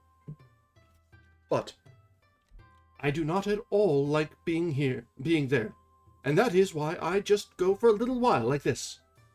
When you are grown up, of course, I shall never go away at all. I only go now because, if I did not, she would be so terribly angry with me that I might very likely die. And then there would be no one to love you and take care of you at all." He had told her all he could, but still she was offended and would not answer a word. At last he took her on his knee, and here, to his great embarrassment, she fell asleep. "It is too late to go out now," he said after a while, turning to the gentlewomen who were in attendance. They rose and went to fetch his supper. He roused the child. "Look," he said, "I did not go out after all." She was happy once more, and they went to supper together. She liked the queer, irregular meal, but when it was over, she began again to watch him uneasily. "If you are really not going out," she said, "why do you not go to sleep at once?" Leaving her at such a moment to go back to his room, he felt all the reluctance of one who is setting out upon a long and perilous journey. It constantly happened that at the last minute he thus decided to stay with her. It was natural that some report of his new preoccupation should leak out into the world and be passed on to the great hall. "Who can it be?" said one of Aoi's ladies. "It is really the most inexplicable business. How can he have suddenly become entirely wrapped up in someone whom we have never heard the existence of before? It cannot in any case be a person of much breeding or self-respect. It is probably some girl employed at the palace, whom he has taken to live with him in order that the affair may be hushed up. No doubt he is circulating the story that she is a child merely in order to put us off the scent." And this opinion was shared by the rest. Yes, because, honestly, that is actually more believable than him actually kidnapping a child to groom into a bride. Fuck's sake. The Emperor, too, had heard that there was someone living with Genji, and thought it a great pity. "You are treating the minister very badly," he said. "He has shown the greatest possible devotion to you ever since you were a mere baby, And now that you are old enough to know better, you behave like this towards him and his family? It is really most ungrateful." Genji listened respectfully, but made no reply. The Emperor began to fear that his marriage with Aoi had proved a very unhappy one, and was sorry that he had arranged it. "I do not understand you," he said. "You seem to have no taste for gallantry, and do not, so far as I can see, take the slightest interest in any of the ladies-in-waiting whom one might expect you to find attractive. Or do you bother yourself about the various beauties who in one part of the town or another are now in request, but instead you must needs pick up some creature from no one knows where, and wound the feelings of others by keeping her as your mistress?" Little does the Emperor know that he's talking about his granddaughter. So, there's that. Though he was now getting on in years, the Emperor had himself by no means ceased to be interested in such matters. He had always seen to it that his ladies-in-waiting and palace servants should be remarkable, both for their looks and their intelligence, and it was a time when the court was full of interesting women. There were few among them whom Genji could not by the slightest word or gesture have made his own, but perhaps because he saw too much of them, he did not find them in the least attractive. Suspecting this, they would occasionally experiment upon him with some frivolous remark. He answered so stately that they saw a flirtation would be impossible, and some of them came to the conclusion that he was a rather dull, prudish young man. There was an elderly lady of the bedchamber who, though she was an excellent creature in every other way, and was very much liked and respected, was an outrageous flirt. It astonished Genji that, despite her advancing years, she showed no sign of reforming her reckless and fantastic behavior. Curious to see how she would take it, he one day came up and began joking with her. She appeared to be quite unconscious of the disparity between their ages, and at once counted him as an admirer. Slightly alarmed, he nevertheless found her company rather agreeable, and often talked with her. But chiefly because he was frightened of being laughed at if anyone found out, he refused to become her lover, and this she very much resented. One day she was dressing the Emperor's hair. When this was over, His Majesty sent for his valets and went with them into another room. Genji and the elderly lady were left alone together. She was fuller than ever of languishing airs and poses, and her costume was to the last degree stylish and elaborate. "Poor creature," he thought, "how little difference it all makes." And he was passing her on his way out of the room when, suddenly, the temptation to give a tug at her dress became irresistible. She glanced swiftly round, eyeing him above the rim of a marvelously painted summer fan. The eyelids beneath which she ogled at him were blackened and sunken. Wisps of hair projected untidily around her forehead. There was something singularly inappropriate about this gaudy, coquettish fan. Handing her his own instead, he took it from her and examined it. On paper coated with a red so thick and lustrous that you could see yourself reflected in it, a forest of tall trees was painted in gold. At the side of this design, in a hand which, though out of date, was not lacking in distinction, was written the poem about the forests of Oaraki. He made no doubt that the owner of the fan had written it in allusion to her own advancing years, and was expecting him to make a gallant reply. Turning over in his mind how best to divert the extravagant ardor of this strange creature, he could, to his own amusement, think only of another poem about the same forest. But to this it would have been ill-bred to allude. He was feeling very uncomfortable lest someone should come in and see them together. She, however, was quite at her ease, and feeling that he remained silent, seeing that she remained silent, Seeing that he remained silent, good lord, only 3 tries, she recited with many arch looks the poem, "Come to me in the forest, and I will cut pasture for your horse, though it be of the underleaf whose season is past." "Should I seek your woodland," he answered, "my fair name would be gone, for down its glades at all times the pattering of hoofs is heard." And he tried to get away. But she held him back, saying, "How odious you are! That is not what I mean at all. No one has ever insulted me like this before." And she burst into tears. "Let us talk about it some other time," said Genji. "I did not mean..." And freeing himself from her grasp, he rushed out of the room, leaving her in great dudgeon. She felt indeed, after his repulse, prodigiously old and tottering. All this was seen by his Majesty, who, his toilet long ago completed, had watched the ill-assorted pair with great amusement from behind his imperial screen. "I am always being told," he said, "that the boy takes no interest in the members of my household, but I cannot say that he seems to be, to me, unduly shy." He laughed.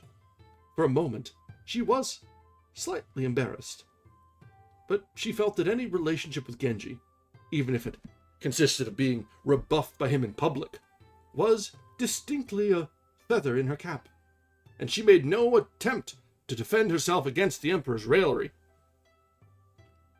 The story soon went the round of the court.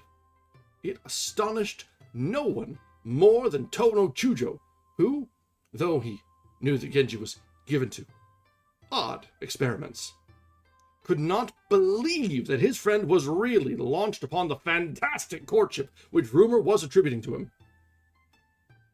There seemed no better way of discovering whether it was conceivably possible to regard the lady in such a light than to make love to her himself.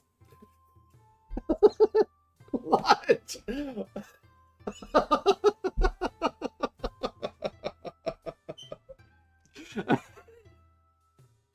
Okay.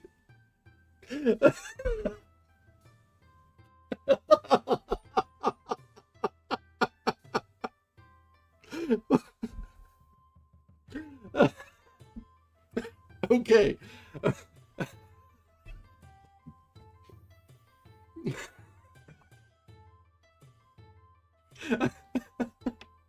Yeah, let's run that back a little. So, Tono Chujo, having heard the rumors that Genji was flirting with the old woman, the elderly lady of the bedchamber, there seemed no better way of discovering whether it was conceivably possible to regard the lady in such a light than to make love to her himself. So, Genji's bro/rival/hanger-on decided that, you know what, if she's good enough for Genji, she's good enough for me. Little does he know that Genji, didn't want to be cougar bait. He just jumped right on that grenade. Just without even thinking. Just, you know what, I got this. I got this. I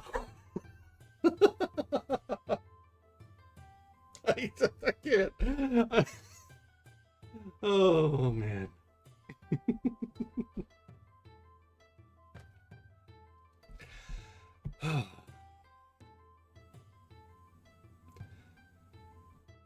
The attentions of so distinguished a suitor went a long way towards consoling her for her late discomfiture. Her new intrigue was, of course, carried on with absolute secrecy, and Genji knew nothing about it. When he next met her, she seemed to be very cross with him, and, feeling sorry for her because she was so old, he made up his mind that he must try to console her. But for a long while she was completely occupied by tiresome business of one kind and another. At last, one very dismal, rainy evening, when he was strolling in the neighborhood of the Maiden, he heard this lady playing most agreeably on her lute.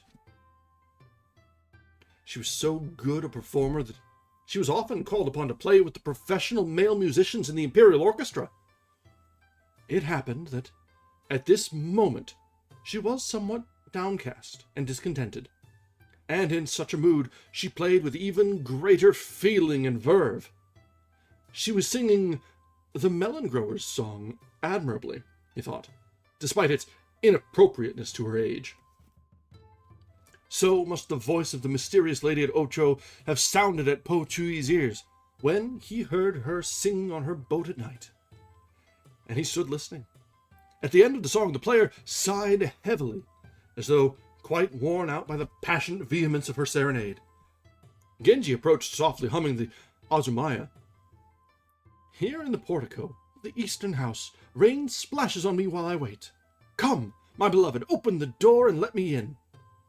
Immediately, indeed, with an unseemly haste, she answered, as does the lady in the song, Open the door and come in.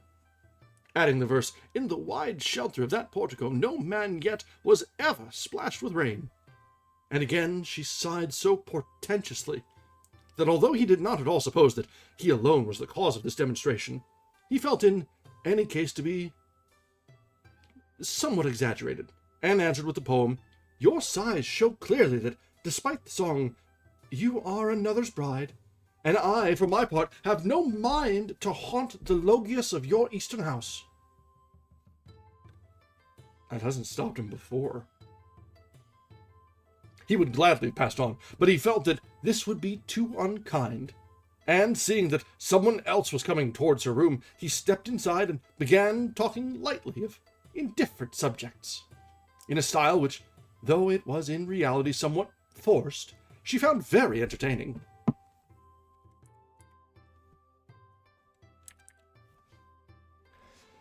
It was intolerable, thought Tono Chujo, that Genji should be praised as a quiet and serious young man, and should constantly rebuke him for his frivolity, while all the time he was carrying on a multiplicity of interesting intrigues which, out of mere churlishness, he kept entirely hidden from all his friends. For a long while, Chujo had been waiting for an opportunity to expose this sanctimonious imposture, and when he saw Genji enter the gentlewoman's apartment, you may be sure he was delighted. To scare him a little at such a moment would be an excellent way to punish him for his unfriendliness. He slackened his pace and watched. The wind sighed in the trees. It was getting very late. Surely, Genji would soon begin to doze. And indeed, he did now look as though he had fallen asleep. Chujo stole on tiptoe into the room, but Genji was only half dreaming. Instantly heard him, and, not knowing that Chujo had followed him, got it into his head that it was a certain commissioner of works who, years ago, had been supposed to be an admirer of the lady. The idea of being discovered in such a situation by this important old gentleman filled him with horror. Furious with his companion for having exposed him to the chance of such a predicament, This is too bad, he whispered. I am going home. What possessed you to let me in on a night when you knew that someone else was coming? He had only time to snatch up his cloak and hide behind a long folding screen before Chujo entered the room and, going straight up to the screen, began in a businesslike manner to fold it up. Though she was no longer young, the lady did not lose her head in this alarming crisis. Being a woman of fashion, she had on more than one occasion found herself in an equally agitating position. And now, despite her astonishment, after considering for a moment what had best be done with the intruder, she seized him by the back of his coat and with a practiced, though trembling hand, pulled him away from the screen.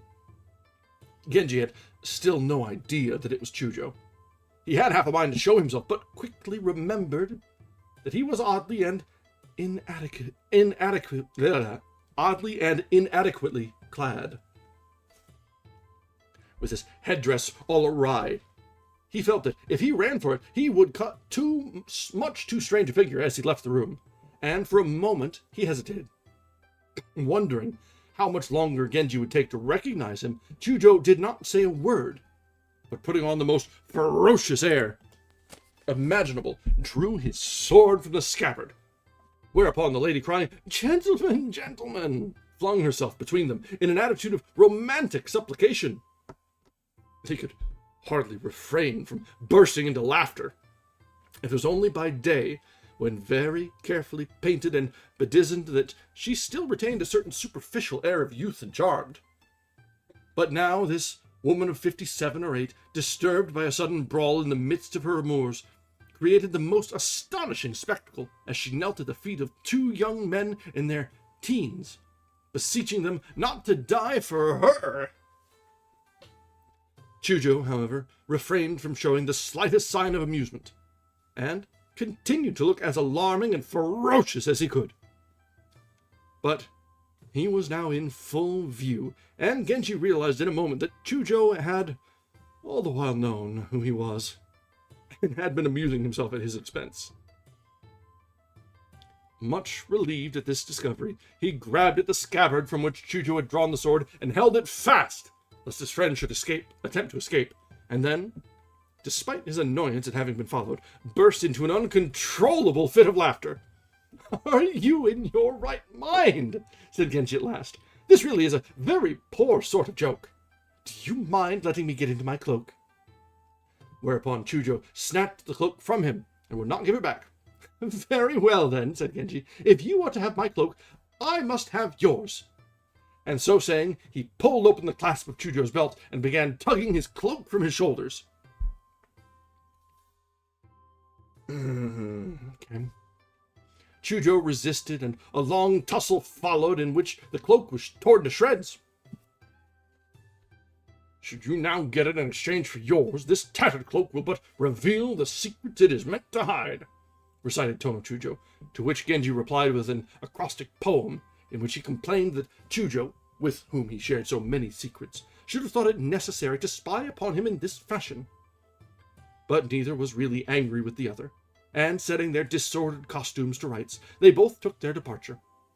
Genji discovered when he was alone that it had indeed upset him very much to find his movements had been watched, and he could not sleep. The lady felt utterly bewildered. On the floor, she found a belt and a buckle, which she sent to Genji the next day, with a complicated acrostic poem, in which she compared these stranded properties to the weeds which, after their straining and tugging the waves leave upon the shore. She added an allusion to the crystal river of her tears. He was irritated by her persistency, but distressed at the shock to which she had been subjected by Chujo's foolish joke, and he answered with the poem, "At the antics of the prancing wave, you have good cause to be angry, but blameless indeed is the shore on whose sands it lashed." The belt was Chujo's. That was plain, for it was darker in color than his own cloak. And, as he examined his cloak, he noticed that the lower half of one sleeve was torn away. What a mess everything was in! He told himself with disgust that he was becoming a rowdy, vulgar night brawler. Such people, he knew, were always tearing their clothes and making themselves ridiculous. It was time to reform. The missing sleeve soon arrived from Chujo's apartments with the message, "Had you not better have this sewn on before you wear your cloak?" How had he managed to get hold of it? Such tricks were very tiresome and silly, but he supposed he must now give back the belt, and wrapping it in paper of the same color, he sent it with a riddling poem, in which he said that he would not keep it lest he should make trouble between Chujo and his lady. "You have dragged her away from me, as in the scuffle you snatched away from me this belt," said Chujo, in his answering poem, and added, "Have I not good reason to be angry with you?" Later in the morning, they met in the presence room. Genji wore a solemn and abstracted air. Chujo could not help recollecting the absurd scene of their last meeting. But it was a day upon which there was a great deal of public business to dispatch, and he was soon absorbed in his duties. But from time to time, each would catch sight of the other's serious face and heavy official bearing, and then they could not help smiling. In an interval, Chujo came up to Genji and asked him in a low voice whether he had decided in future to be a little more communicative about his affairs. No, indeed, said Genji, but I feel I owe you an apology for preventing you from spending a happy hour with the lady whom you had come to visit. Everything in life seems to go wrong. So they whispered, and at the end, each solemnly promised the other not to speak of the matter to anybody. But to the two of them it furnished a constant supply of jokes for a long while to come. Though Genji took the matter to heart more than he showed, and was determined never to get mixed up with such a tiresome creature again. He heard somewhere that the lady was still much ruffled, and fearing that there might be no one at hand to comfort her, he had not the heart quite to discontinue his visits. Of course not. Chujo, faithful to his promise, did not mention the affair to anyone, not even to his sister, but kept it as a weapon of self-defense, should Genji ever preach high morality to him again. Such marked preference did the Emperor show in his treatment of Genji, that even the other princes of the blood royal stood somewhat in awe of him. But Tono Chujo was ready to dispute with him on any subject, and was by no means inclined always to let him have his own way. He and Aoi were the only children of the Emperor's sister. Genji, it is true, was the Emperor's son.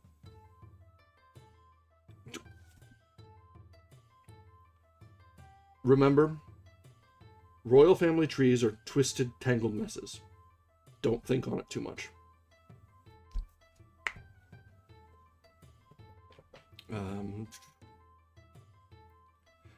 Genji, it is true, was the Emperor's son, but though Chujo's father was only a minister, his influence was far greater than that of his colleagues, and as the son of such a man by his marriage with a royal princess, he was used to being treated with the greatest deference. It had never so much occurred to him that he was in any way Genji's inferior, for he knew that, as regards his person at least, he had no reason to be dissatisfied, and with most other qualities, whether of character or intelligence, he believed himself to be very adequately endowed. Thus a friendly rivalry grew up between the two of them, and led to many diverting incidents, which it would take too long to describe.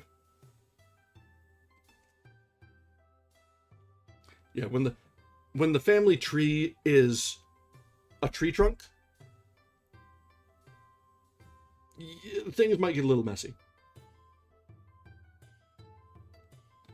In the 7th month, 2 events of importance took place. An empress was appointed, and Genji was raised to the rank of counselor. The emperor was intending very soon to resign the throne. He would have liked to proclaim his newborn child as heir apparent in place of Kokuden's son. This was difficult, for there was no political function which would have supported such a choice. Fujitsubo's relations were all members of the imperial family, and Genji, to whom he might have looked for help owing to his affiliation with the Minamoto clan, unfortunately showed no aptitude for political intrigue. Genji's too busy boinking around in every bush he can find. The best he could do was, at any rate, to strengthen Fujitsubo's position, and hope that, later on, she would be able to exert her influence. Kokuden heard of his intentions, and small wonder if she was distressed and astounded. The Emperor tried to quiet her by pointing out that in a short time her son would succeed to the throne, and that she would then hold the equally important rank of Empress Mother. But it was indeed hard that the mother of the heir apparent should be passed over in favor of a concubine aged little more than 20. The public tended to take Kokuden's side, and there was a good deal of discontent. On the night when the new empress was installed, Genji, as a counselor, was among those who accompanied her to the Middle Palace. As daughter of a previous empress, and mother of an exquisite prince, she enjoyed a consideration at court beyond that which her new rank would have alone procured for her. But if it was with admiring devotion that the other great lords of her train attended her that day, it may be imagined with what fond yet agonized thoughts Prince Genji followed the litter in which she rode. She seemed, at last, to have been raised so far beyond his reach that, scarce knowing what he did, he murmured to himself the lines, "Now, upon love's dark path, has the last shadow closed. For I have seen you carried to a cloud land whither none may climb." As the days and months went by, the child grew more and more like Genji. The new empress was greatly distressed, but no one else seemed to notice the resemblance. He was not, of course, so handsome. How indeed should he have been? But both were beautiful, and the world was content to accept their beauty without troubling to compare them, just as it accepts both moon and sun as lovely occupants of the sky.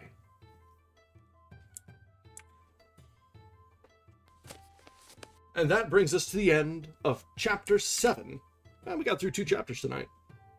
We did start about halfway through the first one, but details.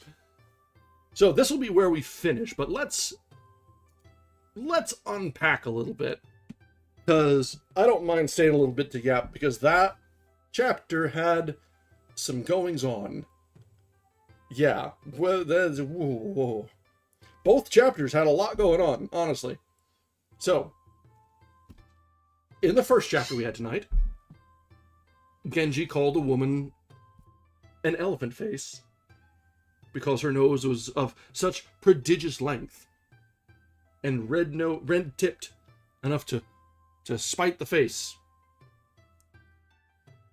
Okay, Chief, calm down a little bit. That's a little much. It's a little much. I know you're the most beautiful prince to ever have lived, but come on. Keep that sort of stuff inside. Don't care if you're judgy, just be judgy in private. Anyway, so that went on. But he kept visiting her over and over again because she was just so ugly he had to, I guess. And you know he wasn't just visiting, it's Genji. If he's alone in a room with a woman, there's a very good chance they're doing the no pants tango. That's just the way it goes. It's Genji. So, yeah. And then he has the Fujitsubo's child is born, who is almost certainly his. So Springer gets trotted out, and we have the moment. No one seems to notice because, I mean, to be fair, as we had mentioned earlier in tonight, the Imperial family tree is not so much branches as a signpost. And so resemblances, that's understandable that, you know, the Emperor's grandson might well look like the Emperor's son, despite everyone thinking, or at least the Emperor thinking or hoping, that the child is his own, is his son, not his grandson. So, we know. Others probably know too, but there's reasonable opportunity for disbelief. We'll give it a pass. And then the Emperor goes and makes Fujitsubo the Empress. Raises her up because he loves this little child so much that he wants to make sure it's on good footing. So she is risen beyond Genji's reach, and the doomed love is well and goodly doomed. Meanwhile, Genji and his bro very nearly become Eskimo brothers through a cougar? That whole sequence was just something else. Just, wow. And the fact that Tono Chujo's like, Genji's flirting with this one. I need to sleep with her to see if she's worth it. It's, you know what? Yeah, you're right. You know what? Just accidents happen sometimes. You stumble into things and you just...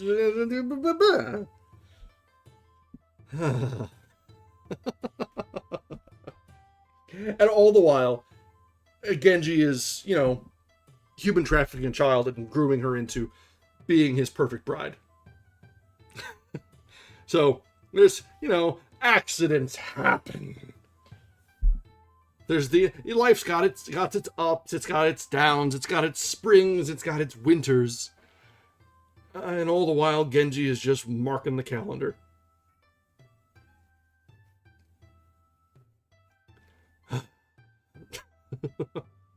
So, yes, this has been an eventful reading, and this puts us at about the 3/4 mark. We will, at this pace, because we got through about 11% tonight, we probably won't quite finish on Sunday, I'm guessing. We might, just based on how much of this is got on afterward and things like that. So, I give a 50-50 whether or not we finish on Sunday. For sure, we're going to be done by Tuesday's reading. So we should have a good pace ahead of us to see the end of this first volume of Genji Monogatari. And honestly, the way things just keep escalating, it's probably actually going to be pretty enjoyable.